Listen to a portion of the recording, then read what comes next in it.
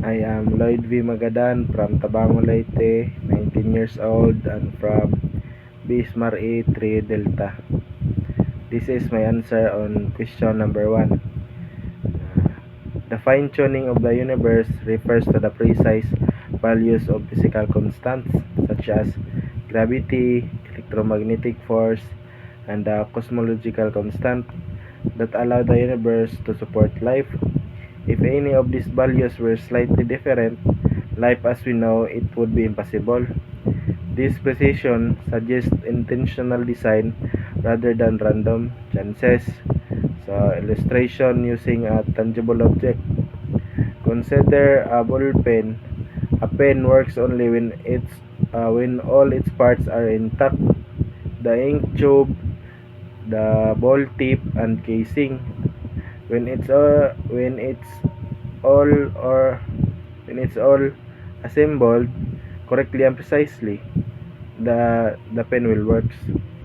Even if one part is missing or slightly defective, the the pen fails to function. Similarly, the universe functions for life only because its fundamental constants are precisely set. Uh, just as just as a working pen reasonably implies a designer, a finely tuned universe reasonably points to an intelligent supernatural designer. Prop or reasoning. Scientifically, cosmologists acknowledge that the probability of life permitting constants arising by chance is extremely low.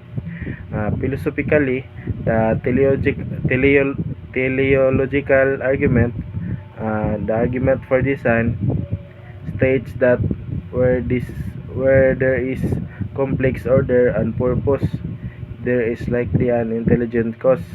The fine-tuning of the universe fits this pattern, making the existence of a supernatural being a rational conclusion.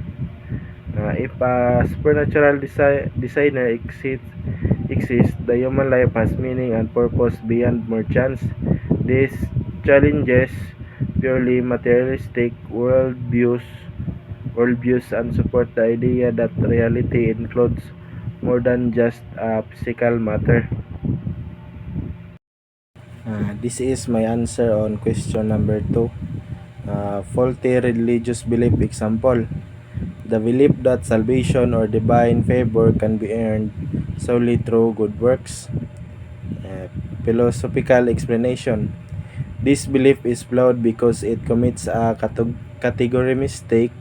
It treats moral action as if they could repay or equal an infinite perfect being.